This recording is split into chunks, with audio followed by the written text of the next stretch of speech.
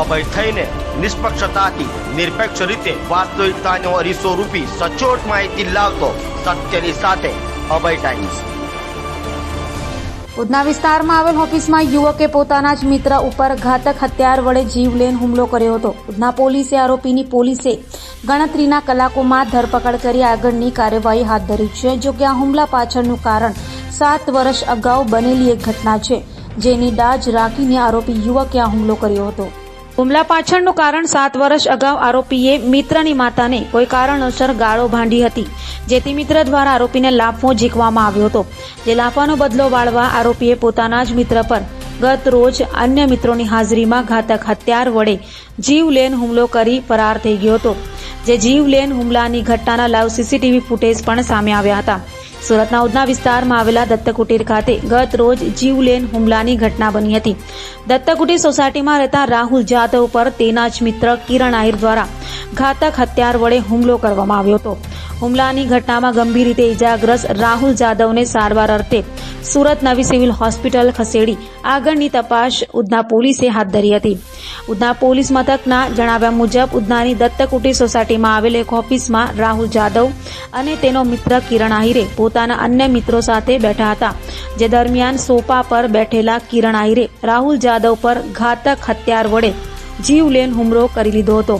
હુમલા બાદ કિરણ આહિરે ઘટના સ્થળ પરથી નાસી છૂટ્યો હતો। હુમલામાં ઇજાગ્રસ્ત રાહુલ જાદવને સારવાર અર્થે સુરત નવી સિવિલ હોસ્પિટલ ખાતે ખસેડવામાં આવ્યો હતો। બીજી તરફ ઘટનાની જાણકારી મળતા ઉધના પોલીસ ઘટના સ્થળે દોડી આવી હતી અને આગળની તપાસ હાથ ધરી હતી। ઉધના પોલીસે કિરણ આહિર સામે ગુનો દાખલ કરી ધરપકડ માટેની તજવીજ હાથ ધરી હતી। આરોપીની ધરપકડ કરવા ઉધના પોલીસે અલગ અલગ ટીમો બનાવી શોધખોળ હાથ ધરી હતી અને ગણતરીના કલાકોમાં જ આરોપીને ઝડપી પાડી જેલના સળિયા ગણતો કરી દીધો હતો। આરોપી પૂછપરછમાં જાણવા મળ્યું હતું કે 7 વર્ષ અગાઉ આરોપી કિરણ આહિરે ઇજાગ્રસ્ત રાહુલ જાદવની માતાને ગાળો ભાંડી અભદ્ર વર્તન કર્યું હતું, જેથી જે તે સમયે રાહુલ જાદવે ઠપકો આપી લાફો મારી દીધો હતો। 7 વર્ષ અગાઉ બનેલી આ ઘટનાની અદાવત રાખી કિરણે રાહુલ પર હુમલો કર્યો હોવાની હકીકત પોલીસ તપાસમાં સામે આવી હતી। કિરણ આહિરે સાથે આ હુમલામાં તેના અન્ય મિત્રો પણ સામેલ છે કે કેમ તેની વધુ તપાસ ઉધના પોલીસે હાથ ધરી છે। ગત રોજ ઉધના પોલીસ સ્ટેશન વિસ્તારમાં એક બનાવ બન્યો હતો। આ બનાવમાં હકીકત એ મુજબ છે કે ગઈકાલે 30 તારીખના 4:30 થી 5 વાગ્યાની આસપાસ 5-6 મિત્રો બેસી રહ્યા હતા એમની ઓફિસમાં।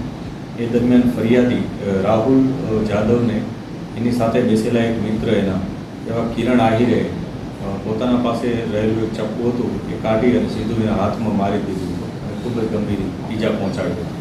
જે બનાવ અનુસંધાને પોલીસે ગુનો રજીસ્ટર કર્યો હતો। હાલ જે ફરિયાદી છે એની સારવાર ચાલુ છે। પોલીસે આરોપીની ધરપકડ કરી લીધેલ છે અને અત્યારે પોલીસ કસ્ટડીમાં છે। સાહેબ, મારવાનું કારણ શું? આ સમગ્ર બનાવમાં જે ફરિયાદીએ પોલીસને એવું જણાવ્યું છે કે આજથી 7 વર્ષ પહેલાં ફરિયાદીએ આ જે આરોપી છે આરોપીને એના ફરિયાદીના મધરને કંઈક અપશબ્દો બોલ્યા હતા આરોપીએ, તેથી આરોપીને એ વખતે ફરિયાદીએ થપ્પડ મારી દીધી હતી, જેનું અદાવત રાખીને ગઈકાલે આ બનાવ બન્યો હોવાનું ફરિયાદી પોલીસને જણાવ્યું। સાહેબ, આરોપી કોણ છે અને ભોગ બનનાર શું વ્યવસાય સાથે સંકળાયેલો છે?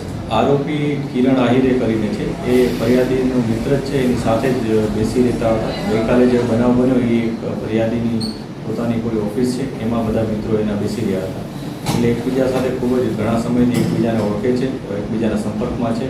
આ ઉપરાંત જે ફરિયાદી છે એ યુટ્યુબ ઉપર ચેનલ ચલાવે છે, પત્રકારત્વ તરીકેનું પણ ચેનલ ચલાવે છે, એવા મેસેજ છે। આ તમામ બાબતો પોલીસ વેરીફાઈ કરી રહી છે કે ખરેખર શું બનાવ હતો, આમાં મુખ્ય અદાવત શું હતી, આ તમામ પાસા ઉપર પોલીસ તપાસ કરી રહી છે। સાહેબ, આટલા વર્ષ પછી હુમલા કરવાનું કારણ શું? અગાઉ શું પ્રયાસો થયા હતા અને ઘટના કંઈ સીસીટીવીમાં બી કેદ થઈ જવા પામ્યું છે? આ સમગ્ર ઘટના સીસીટીવીમાં કેદ થયેલ છે, પરંતુ જે બનાવ બન્યો છે એમાં જે અદાવતનું વાત કરી છે 7 વર્ષ અગાઉનો એ લોકો બંને વચ્ચે કોઈ ઇસ્યુ થયો હતો એ બાબતનું છે, અને જે 7 વર્ષ પછી કેમ અચાનક આ બનાવ બન્યો એ બાબતે પોલીસ અત્યારે ફરિયાદીની વધારે પૂછપરછ કરી અને માહિતી મેળવી રહી છે। આ ઉપરાંત ત્યાં હાજર કેટલાક લોકો પણ હતા, તેઓ પાસે પણ પોલીસ માહિતી મેળવી રહી છે કે એ દરમિયાન આ બંને વચ્ચે કોઈ બનાવ બન્યો હતો, કોઈ બોલાચાલી થઈ હતી કે નહીં, એ બાબતે પણ પોલીસ તપાસ કરી રહી છે। સાહેબ, જ્યારે સીસીટીવી પર એ હુમલો કરે છે ત્યારે બે ત્રણ વ્યક્તિની ચહેલ પહેલ બી શંકાસ્પદ દેખાઈ રહી છે, તો આ બાબતે કોઈ પૂછપરછ છે કે કોઈ એને પ્લાન કરીને મારવામાં આવ્યું હોય? પોલીસ આ તમામ એંગલથી તપાસ કરી રહ્યા છે કે ખરેખર આ બનાવમાં આ વ્યક્તિ એકલો સામેલ છે કે એની સાથે અન્ય પણ કોઈ મેળાપીપણામાં છે કે નહીં, કેમ કે જે લોકો બેસી રહ્યા હતા એ તમામ એકબીજાના સંપર્કમાં અને ખૂબ જ સારા મિત્રો હોવાનું પોલીસને અત્યારે માહિતી મળી છે.